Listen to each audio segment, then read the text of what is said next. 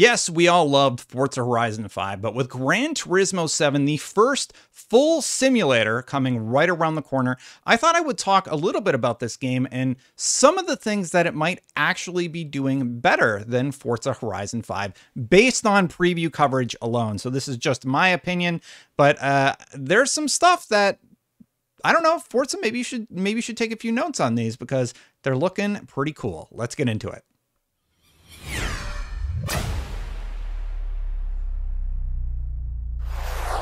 Thank you so much for watching. Please consider hitting that subscribe button, hitting that bell to know when these videos go live. Okay, look, we all love Forza Horizon 5. It was one of my game of the years for 2021. And with Gran Turismo 7 right around the corner, I am very excited based solely off of my excitement for Forza Horizon 5. Seeing what they're going to be doing differently and some of the interesting stuff they have coming along the way has me stoked for the game, actually. And I think it's healthy to look at what Forza Horizon 5 did well and look at what Gran Turismo 7 is going to do well and say, hey, maybe these franchises could learn from each other. And maybe we get a better Forza Motorsport 7 further down the way. So now that all my exposition is out of the way, let's talk about a few of the things that I have seen from Gran Turismo 7 that has me thinking, I think this might be better than how Forza handled it. So the first thing was the replay mode. Now, everybody has been talking about the ray tracing and everything during replay mode and how it looks.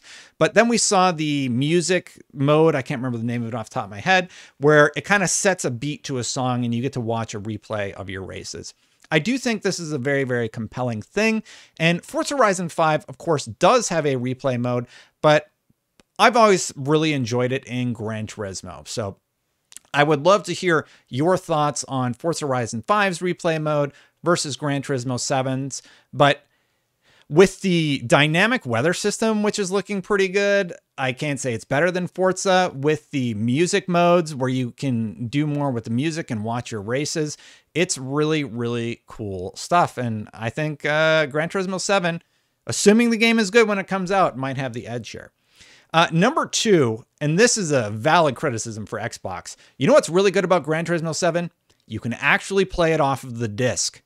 So Xbox has a DRM problem. I've talked about it a few times on this channel, but if you were to buy Forza Horizon 5 and pop it in your console, you have to download like a 90 gigabyte patch before you're even able to play.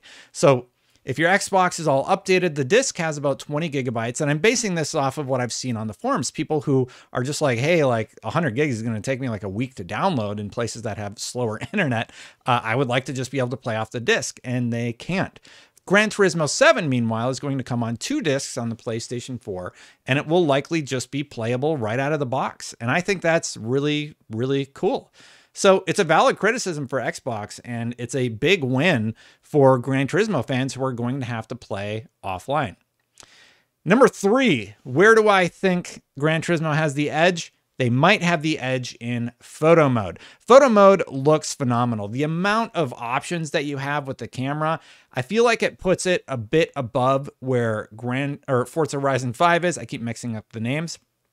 And I really like the settings, the fact that you can turn on all the bells and whistles, and PlayStation has really, really nailed their photo modes in games like Spider-Man's Miles Morales, and it's looking to continue in Gran Turismo 7. Some of the stuff they showed in the preview coverage looked really, really cool, and I am all on board for great looking photos from racing games, because let's be honest, that's one of the key features to it. Sure, I could criticize like the terrain and stuff, which look pretty bad in some of those wide shots. I saw a lot of that, but at the end of the day, it's a racing game. It's all about really great controls, really great turning, and having a good responsiveness. So you might be surprised to hear this from me, but I actually think the haptic feedback of the controller could be a great thing to celebrate about Gran Turismo 7 versus Forza Horizon 5. So they tweeted out that in Gran Turismo 7, the DualSense controller enhances sensations like locking brakes and terrain changes on PlayStation 5. Details on haptics, gameplays, and more was detailed during the State of Play.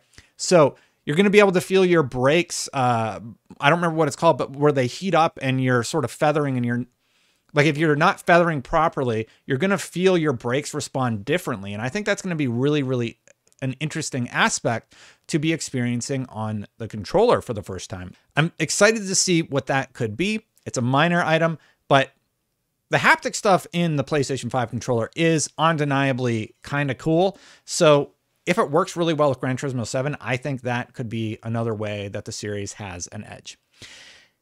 There's one system in the game that people have recently started talking about, and I think it deserves a lot of credit. Based on what we've heard about the AI in Gran Turismo 7, it might be the best in a racing game ever, according to some outlets. So basically, Wired said, outracing human drivers so skillfully in a head-to-head competition represents a landmark achievement for AI, said Chris Gerdes, a professor at Stanford who studies autonomous driving, in an article published on Wednesday alongside the Sony research in the journal Nature.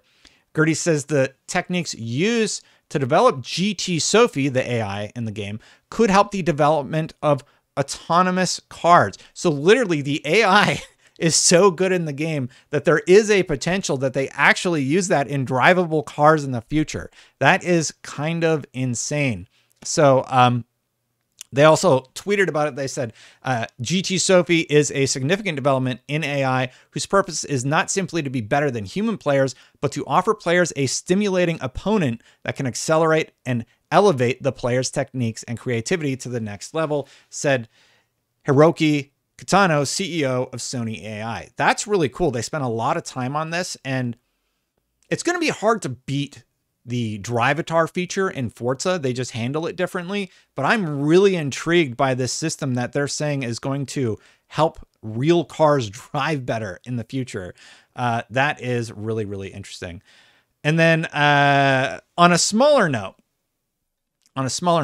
the used car system does have me a little bit intrigued. As a collector, I like to collect the cars in games. You're going to be able to get cars with higher miles based on the brief amount that I've read about it at a lower price. I kind of like that for building out your collection. So that was a minor thing that I wanted to bring up. And finally, number 7, this is actually our first sim racer that we've had ahead of Forza Motorsport. It's the big player in the Sony library. Gran Turismo is a renowned series, and Gran Turismo getting out there first ahead of, well, I actually think it's Forza Motorsport, whichever entry it is, versus Gran Turismo 7. It's going to be really, really interesting. Gran Turismo 7 is basically setting the bar, and Forza Motorsport, the next entry, is going to have to answer a lot of the criticisms that the previous Forza Motorsport had. And also, now they finally have some head-to-head competition again with Gran Turismo 7. Competition is good, remember. So videos like this, where I'm talking about how Gran Turismo might do a few things better than Forza. And remember, the Forza team has a ton of previous employees who used to work on the Gran Turismo series. So both of these companies are just racing enthusiasts through and through. And I'm really, really excited to see what Gran Turismo brings and what the new Forza Motorsport brings further down the road. So what do you think? Let's be honest. There's some cool stuff in Gran Turismo. So maybe you saw some things that you like that maybe you hope Forza could learn from. Maybe you hope to see some stuff in Gran Turismo that maybe Forza did. Let me know what you think about it in the comments below. Hey, while I have you, thank you so much for watching. Please consider hitting that subscribe button, hitting that bell to know when my videos go live. I appreciate all of you who subscribe very, very much. If you want to become a member, memberships are turned on. Thank you to all of the members who have joined the channel. I do appreciate you. If you would like to become a member, you can click that join button right down there. Thank you, everybody. I'm going to get out of here, and I'll see you for the next one. Bye for now.